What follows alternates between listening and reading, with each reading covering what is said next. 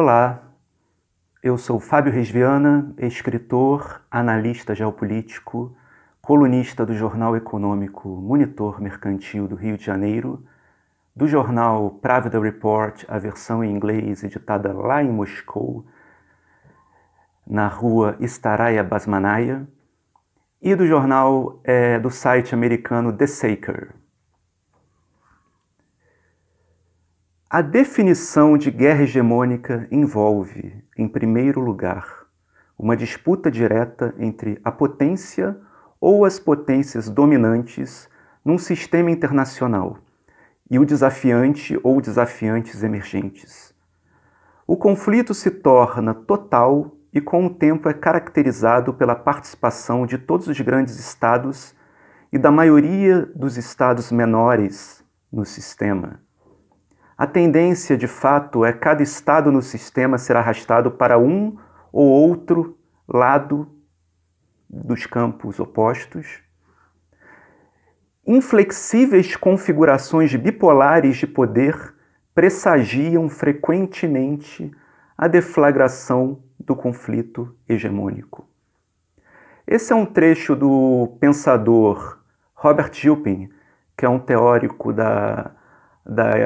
do conceito de guerra hegemônica inspirado no historiador da Grécia clássica Tucídides, né, que escreveu a obra icônica A Guerra do Peloponeso.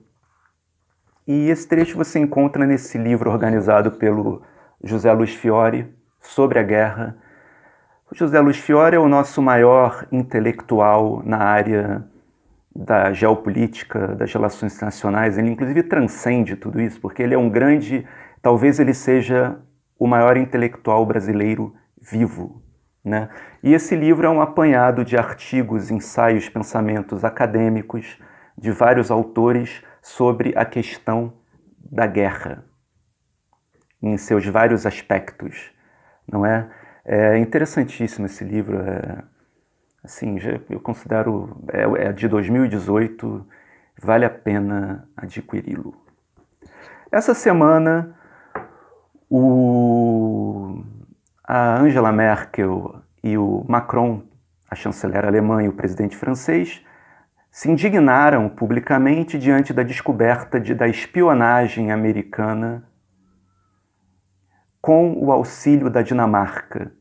8 anos depois das revelações do Sr. Snowden, os europeus voltam a ser espionados pelos seus aliados estratégicos americanos. E para piorar a situação, o que torna a situação mais grave nessa semana, em relação ao que aconteceu há 8 anos atrás, é que os americanos tiveram o auxílio de um país integrante da União Europeia. O que existe é uma total falta de confiança. Instaurou-se, desde a crise de 2008, uma total falta de confiança que vem crescendo, vem se aprofundando entre europeus e americanos.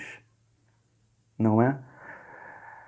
Isso talvez seja sintoma da ideia, do momento que nós estaríamos vivendo de conflagração que se aprofundou na pandemia, da caminhada da guerra hegemônica, que não se configuraria apenas numa guerra convencional, ela se revela em vários aspectos, né? Vários aspectos que pressagiam essa guerra. Um dos aspectos é a questão da guerra tecnológica, e aí você inclui a guerra das vacinas, a disputa pelas vacinas. A Europa, apesar de todos os problemas, apesar de ser uma região rica e desenvolvida, com a pandemia vem se revelando extremamente incapaz de aprofundar, acelerar o processo de vacinação por motivos logísticos, mas também por motivos políticos. Porque, por exemplo, a Coronavac, que é uma vacina utilizada no Brasil, que é chinesa, do Butantan, não é? Ela não foi aprovada na Europa. E você vê, aparentemente não é uma vacina que tenha grandes problemas. A própria AstraZeneca, ela é mais complicada que a Coronavac, mas ela foi aceita na Europa.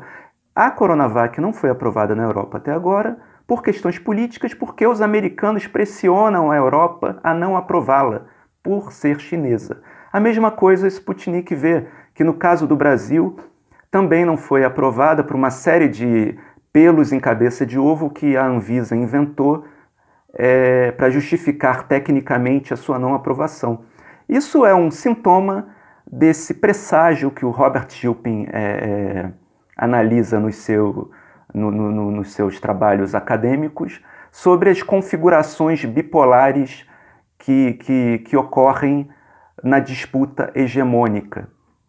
O Estado hegemon, ele pressiona os seus aliados estratégicos menores a tomarem posição em relação a essa guerra, mesmo que isso custe vidas. No Brasil já morreram 500 mil pessoas. Não só vidas, como custe também a economia das pessoas, o psicológico das pessoas, a economia dos países.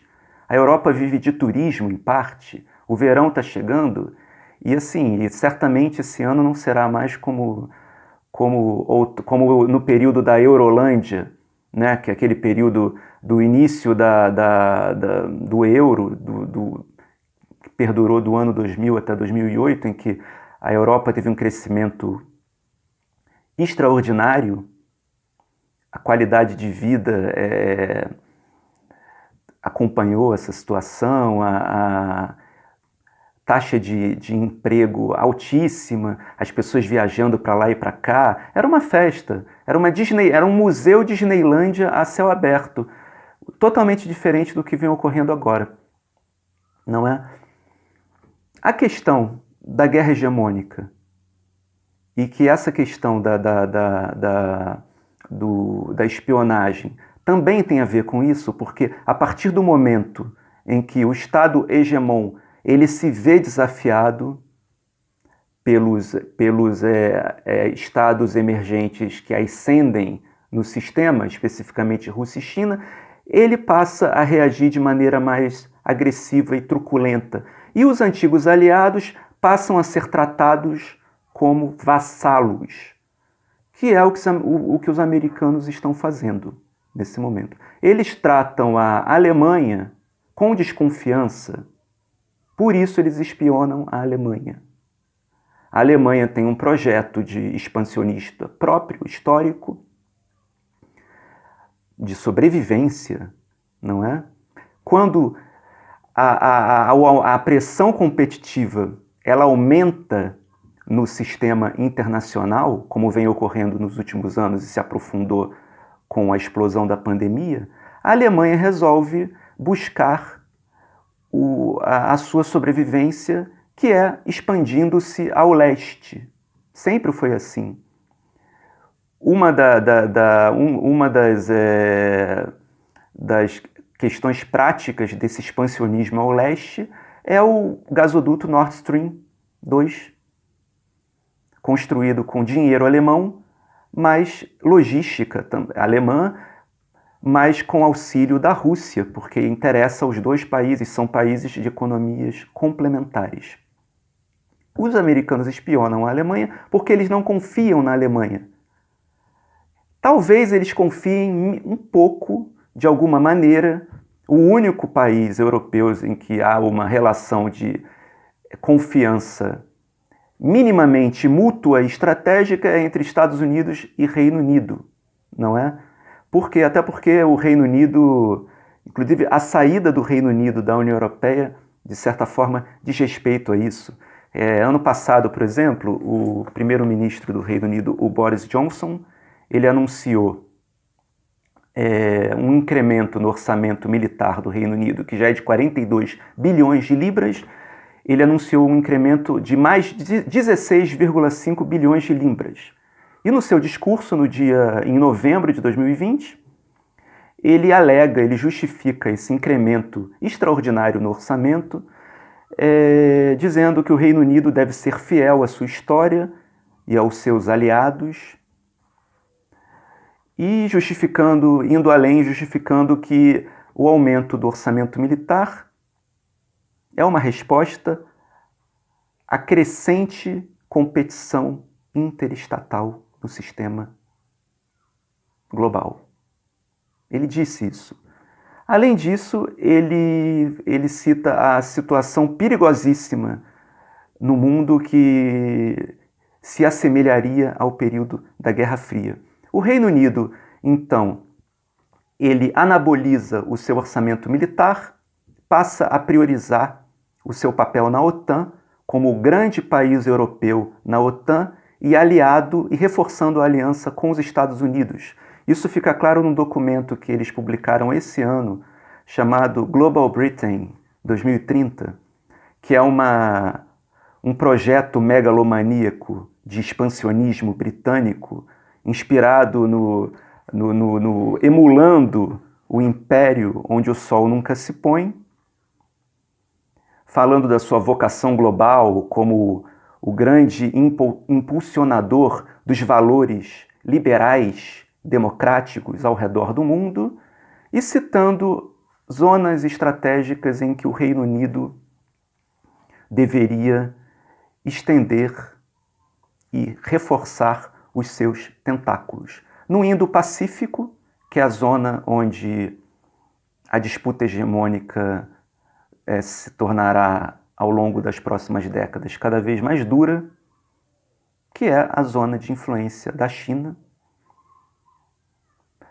E ali o Reino Unido iria atrelado à estratégia americana, porque esse documento Global Britain 2030, ele já acompanha a lógica do documento interino, da estratégia de segurança interina do Biden, que prioriza o fortalecimento da NATO e a presença americana no Indo-Pacífico, né?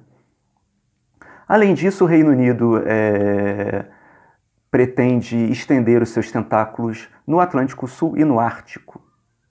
Por isso, ocorreram testes de mísseis recentemente nas Ilhas Malvinas.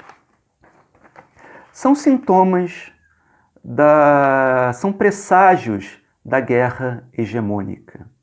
Os movimentos dos Estados Unidos, do seu satélite menor na Europa, o Reino Unido, e o que vem ocorrendo em todos os países, inclusive no Brasil, onde o atual governo é um governo colaboracionista ao Império. Diante desse momento excepcional e de difícil compreensão ainda, porque estamos no calor dos acontecimentos. Então é isso, é mais um vídeo que eu gravei, eu falei de vários assuntos ao mesmo tempo, mas tentando colocá-los na concepção maior do conceito da guerra hegemônica que estaríamos vivendo agora, no momento presente, né? Eu peço sim que vocês curtam o canal, toquem no sininho para eu continuar fazendo isso. E leiam meus artigos também, se quiserem, de graça. Eu agradeço. Colocarei aqui embaixo no link alguns artigos. Eu sou o Fábio Reis Viana, direto do extremo ocidente da Eurásia para o contexto geopolítico. Obrigado.